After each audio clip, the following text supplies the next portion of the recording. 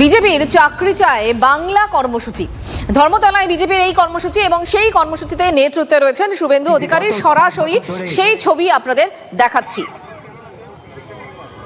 ভোটের বাংলায় আরো একটা কর্মসূচি বিজেপির, সিপিএম আর কংগ্রেসের সেটিং অপোজিশন, কিন্তু এখন গত 5 বছর চাকরি চায় বাংলা এই নামের কর্মসূচি নেতৃত্বে শুভেন্দু অধিকারী। ধর্মতলা থেকে সরাসরি সেই ছবি আপনাদের দেখাচ্ছি। ভারতীয় জনতা পার্টি যেভাবে লড়াই করেছে সম্মানীয় শুভেন্দু দার নেতৃত্বে, আজকে পশ্চিমবঙ্গের যুব সমাজ ভরসা করে দাদার কাছে আসছে যে পশ্চিমবঙ্গে যে আজকে চাকরি নেই, এই পরিস্থিতি থেকে পরিবর্তন দরকার। এবং আমি আগ্রহ করব যে তরুণ যুব সমাজ যারা এই মমতা বন্দ্যোপাধ্যায়ের বরখাস্ত চিঠি লেখার জন্য আসছেন, তারাই মঞ্চের সামনে এগিয়ে আসুন। এগিয়ে এসে আপনাদের মুখ্যমন্ত্রী মমতা বন্দ্যোপাধ্যায়ের বরখাস্ত লেটারটা জমা করুন। যে মুখ্যমন্ত্রী চাকরি দিতে পারে না, যে মুখ্যমন্ত্রী চাকরি দিতে পারে না, যে মুখ্যমন্ত্রী শিল্প আনতে পারে না, যে মুখ্যমন্ত্রী বিনিয়োগ আনতে পারে না, আর শিল্পর নাম করে বোমা শিল্প, চপ শিল্প, হাতে কেটলি ধরিয়ে দেয়, হাতে চপ ধরিয়ে দেয়, সেই মুখ্যমন্ত্রীর পদে থাকার ছবি দেখাচ্ছি আপনাদের। এই মুহূর্তে ঠিক গতিবিধি কি, এই মুহূর্তের ছবিটা ঠিক কি? সুশোভন আমাদের সহকর্মী এই মুহূর্তে আমার সঙ্গে রয়েছেন, সুজয় আমাদের সঙ্গে রয়েছেন, মাফ করবেন সুজয়। এই মুহূর্তে কি ছবি ধরা পড়ছে? এই বৃহৎ কর্মসূচির মাধ্যমে আমরা 10 লক্ষ চিঠি নিয়ে মুখ্যমন্ত্রী মমতা বন্দ্যোপাধ্যায় সুজয় শোনা যাচ্ছে? পৌঁছে দেব। প্রশ্নটা যদি আরেকবার করো সুজয়, এই মুহূর্তে কি ছবি ধরা পড়ছে? এই চাকরি চায় বাংলা। দেখো, চাকরি চাইর নামে একটি কর্মসূচি, যেটা মূলত ভারতীয় জনতা যুব মোর্চা, বিজেপির যে যুব সংগঠন, তাদের তরফ থেকে এই কর্মসূচি। সেখানে এই মুহূর্তে আমরা দেখতে পাচ্ছি পোস্টকার্ড সহ সই সংগ্রহ অভিযান, যেখানে শুভেন্দু অধিকারী উপস্থিত রয়েছেন। মূলত প্রায় 5 লক্ষ এরকম পোস্টকার্ড এবং সই সংগ্রহ করে নবান্নে পাঠানোর যে পরিকল্পনা, সেই পরিকল্পনা থেকেই আজ থেকে শুরু হলো শুভেন্দু অধিকারীর নেতৃত্বে। এবং এক এক করে আমরা দেখতে পাচ্ছি বেকার যুবক যারা, তারা চাকরির আশায় এই পোস্টকার্ডে সই করছেন এবং সেই সমস্ত পোস্টকার্ড, সই সম্বলিত পোস্টকার্ড জড়ো করা হবে। কলকাতা সহ রাজ্যের বিভিন্ন জায়গায় এই অভিযান চলবে। সেই সমস্ত পোস্টকার্ড জড়ো হওয়ার পরই নবান্নে পাঠানোর সিদ্ধান্ত। তার কারণ ভারতীয় জনতা পার্টির যেটা অভিযোগ, যে তৃণমূল রাজত্বে একের পর এক চাকরি চুরি হয়েছে, তার পাশাপাশি বেকার যুবকদের কর্মসংস্থানের কোনো বন্দোবস্ত করা হয়নি। তাই বেকার জনগণ চাকরির দাবি তুলেছে। সেই কারণেই এই অভিনব বা অন্যরকম একটা কর্মসূচি নেওয়া হয়েছে ভারতীয় জনতা যুব মোর্চার তরফ থেকে। এই মুহূর্তে শুভেন্দু অধিকারীর বক্তব্য রাখছেন। ধন্যবাদ তোমাকে সুজয়। পশ্চিমবঙ্গ প্রদেশ ভারতীয় জনতা পার্টি যুব শাখা যুব মোর্চা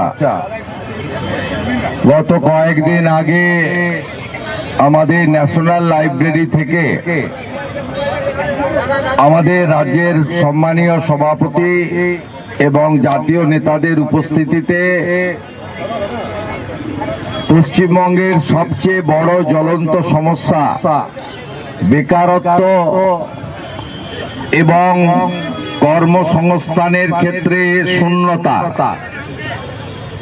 সেটার প্রাসঙ্গিকতা এবং মেধাযুক্ত যুবক সমাজের তাদের যে যন্ত্রণা, তাকে মাথায় রেখে একটা বড় ক্যাম্পেইন শুরু করেছে। তার নাম হলো নিয়োগ চাই, বিজেপি তাই। আমি যুব মোর্চার রাজ্যের সভাপতি, তরুণ নেতা, কৃতি ডাক্তার, চিকিৎসক ডক্টর ইন্দ্রনীল খান সহ যুব মোর্চার প্রত্যেকটি ভাই বন্ধু এবং আমাদের বোনেদের যারা দার্জিলিং থেকে দীঘা, কোচবিহার থেকে কাকদ্বীপ পর্যন্ত এই কর্মসূচি পালন করছেন শব্দবিধি মেনে পরীক্ষা চলাকালীন, তাদের প্রত্যেককে আমি ধন্যবাদ এবং কৃতজ্ঞতা জানাই।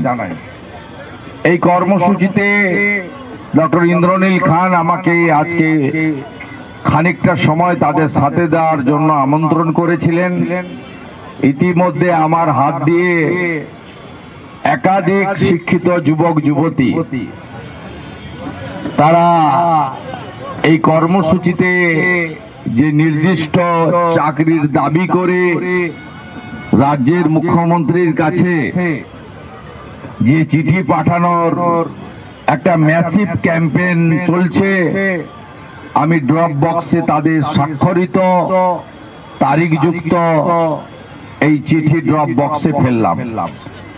আমার সাথে কলকাতা কর্পোরেশনের বিরোধী দলনেত্রী, 6 বারের কাউন্সিলর আমাদের মীনা দেবী পুরোহিত মহোদয়া রয়েছেন।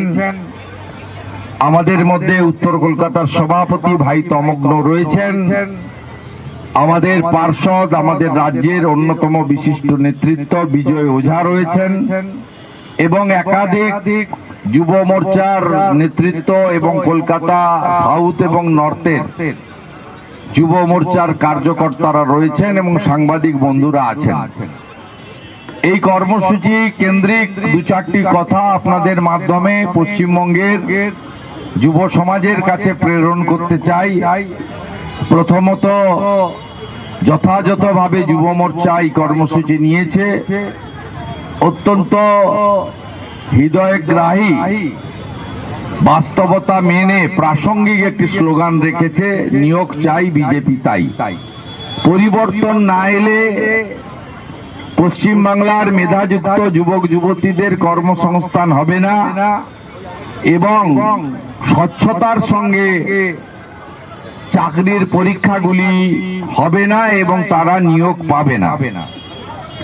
আপনারা যদি গত কয়েক বছরের ইতিহাস পর্যালোচনা করেন বর্তমান সরকারের, তাহলে দেখবেন 2011 সালে 51টি নথিভুক্ত কর্মবিনিয়োগ কেন্দ্রে 99 লক্ষ প্লাস 1 কোটির কাছাকাছি নথিভুক্ত বেকার ছিলেন। আর এই রাজ্যের মুখ্যমন্ত্রী মিথ্যাচার এবং আসল ইস্যু থেকে সবসময় সরিয়ে দিয়ে চটকদারি রাজনীতিতে, নাটক ড্রামাতে বিশ্বাস করেন।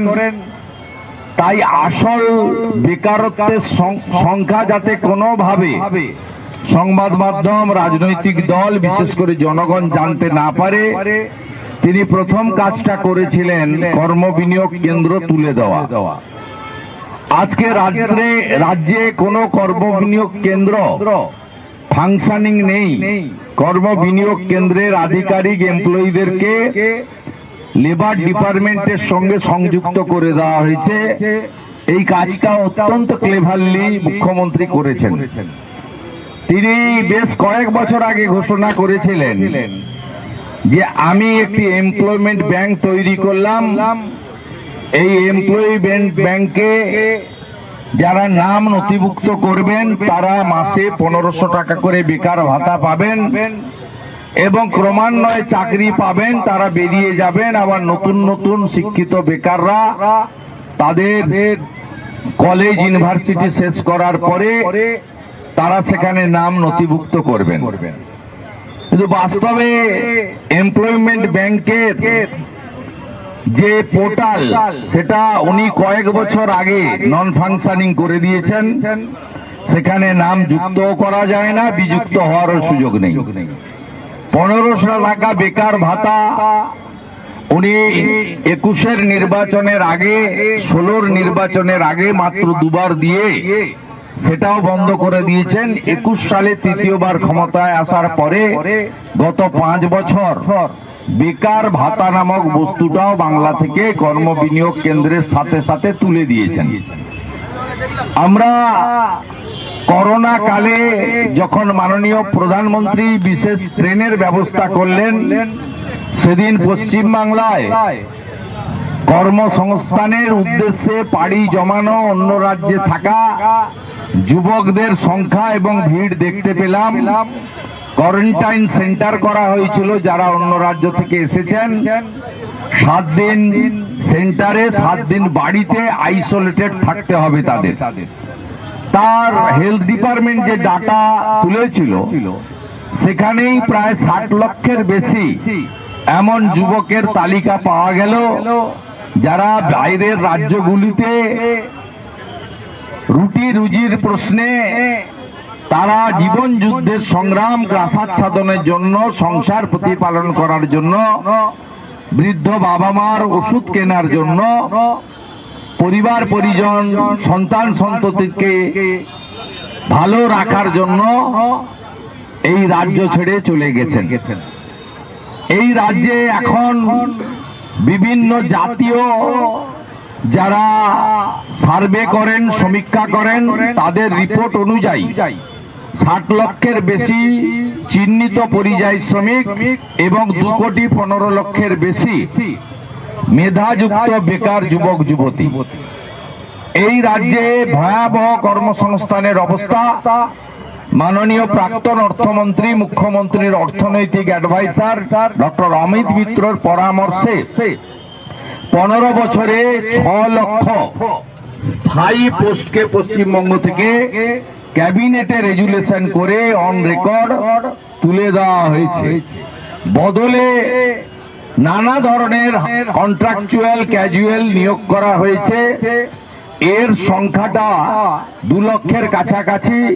তার মধ্যে 1,15,000 সিভিক ভলেন্টিয়ার যারা মাসে 9,000 টাকা করে পায়, 4,000 ভিলেজ পুলিশ যারা মাসে 10,000 টাকা করে পায়, এবং সরাসরি রাজ্য সরকারের ক্যাজুয়াল বাদ দিলেও ওয়েবেল কর্পোরেশনের মাধ্যমে, এমনকি থার্ড পার্টির মাধ্যমেও পার্টির ক্যাডারদেরকে এবং এসসি এসটি ওবিসি, প্রকৃত ওবিসি, ফিজিক্যালি চ্যালেঞ্জ, দিব্যাঙ্গ, এক্স সার্ভিসম্যান, এদের যে সংরক্ষণ, সেই সংরক্ষণকেও বুড়া আঙ্গুল দেখিয়ে এই ধরনের ক্যাজুয়াল কন্ট্রাকচুয়াল দেওয়া হয়েছে।